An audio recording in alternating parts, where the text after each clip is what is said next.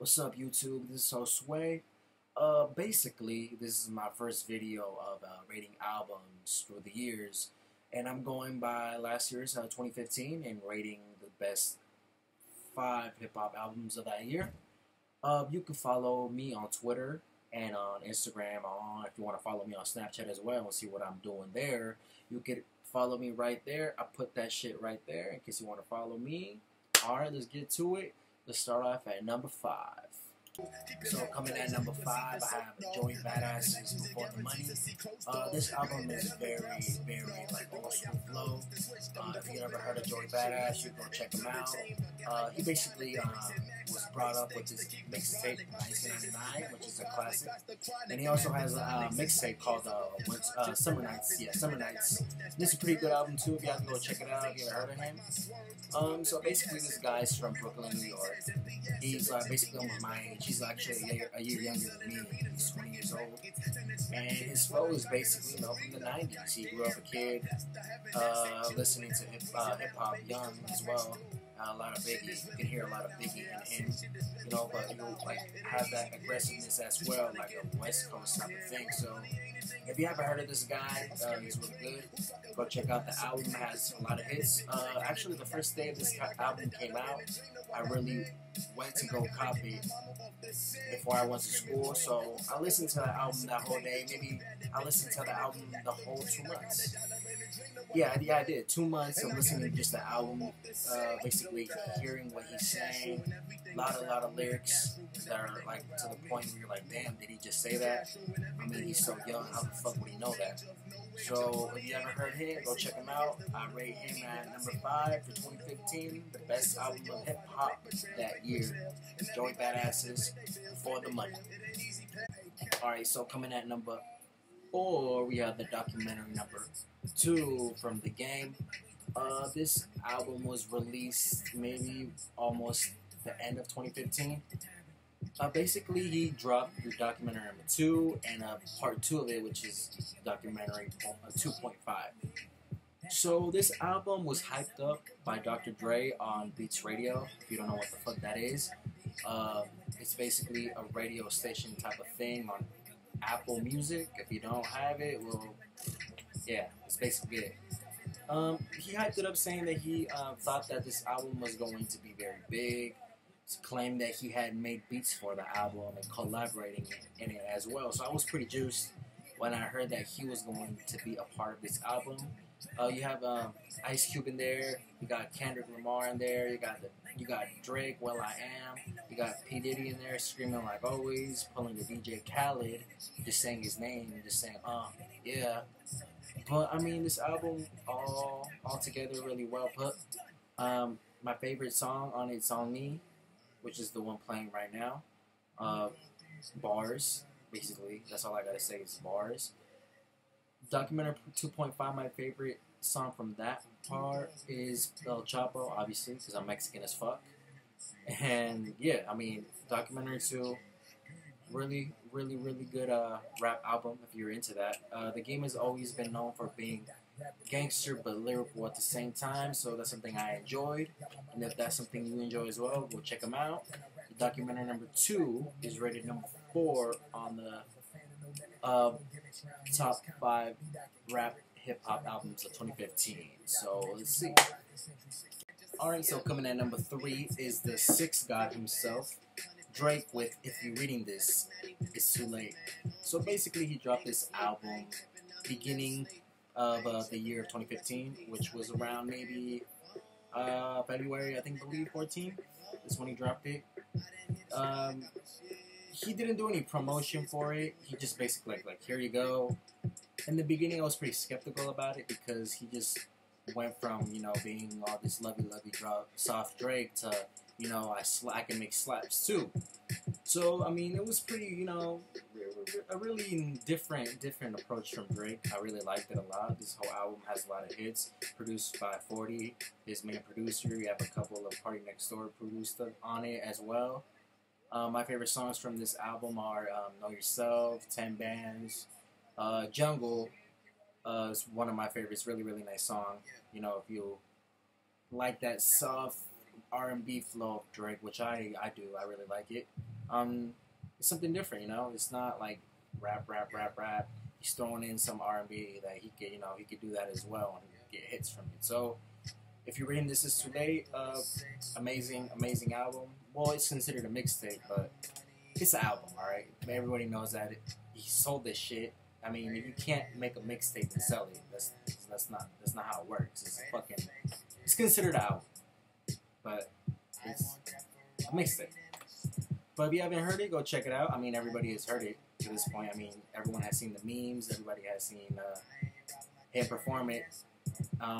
Yeah, Energy, the only video you got from that mixtape. But yeah, I rate The Sixth God at number 3 with If You're Reading This Too Late. Let's go to number 2.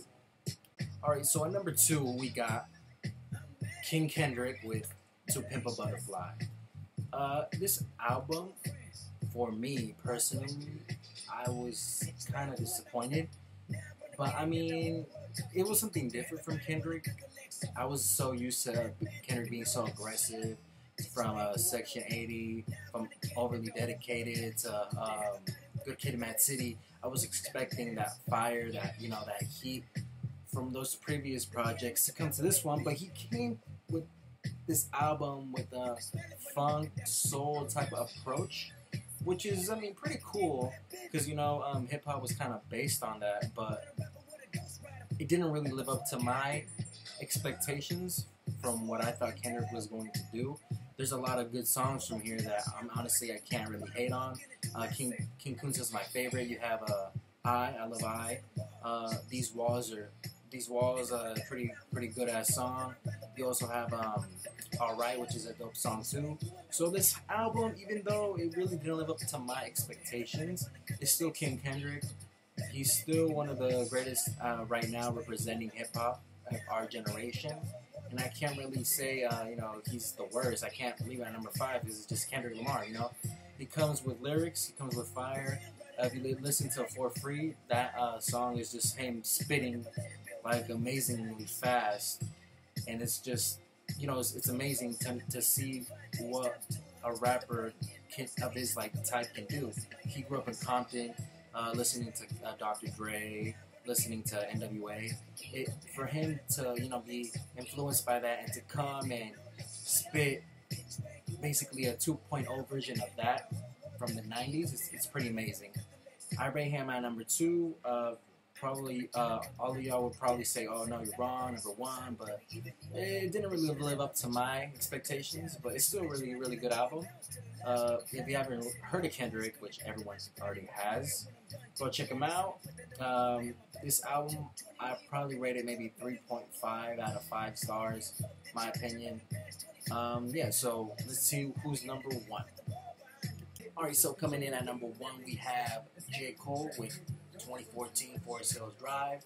He basically dropped this album at the end of December of 2014, but it was relevant starting in 2015, meaning that it got radio play in 2015, the music videos and the singles came out in 2015, so it's considered a 2014 album, but it started going mainstream and being relevant in 2015, so that's why I'm considering it. And the number 1 song of 2015, album of 2015, excuse me.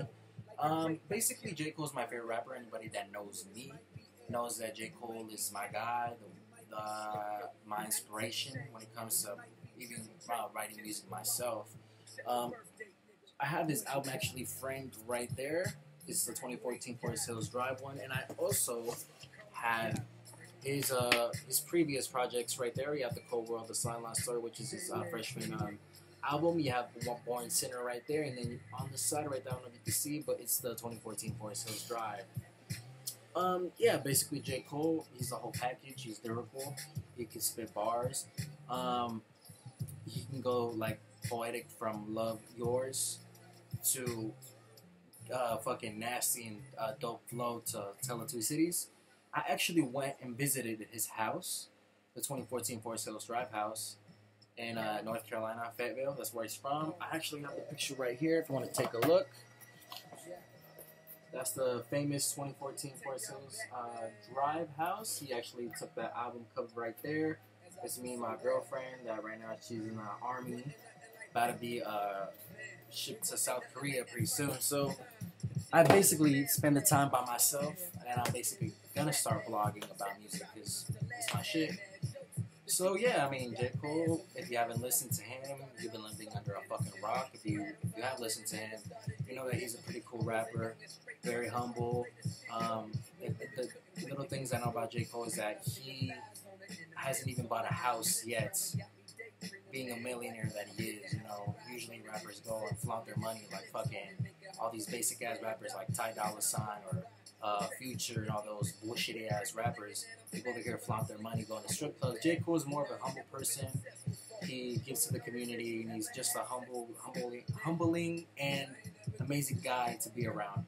I actually went to his concert, not a concert, but when I went to Las Vegas last year, we went into this, I think it was Dre's club, and he was performing there. It was his birthday because it was around the time, like January 28th.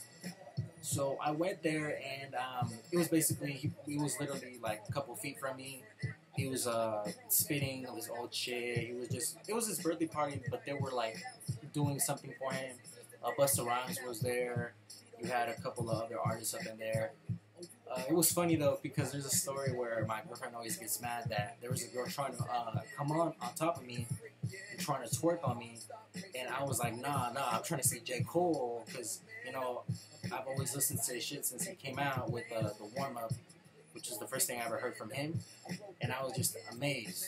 I was amazed, and to see him live, and he actually took he was spitting, and he had the mic, and he was looking at me going like this at some point, and I was just amazed. I was like, wow, like, you know, it's like I'm seeing my idol face to face, and it was an amazing experience. Number one goes to J. Cole. I mean, you can't really hate on this guy. If you do, then there's something fucking wrong with you.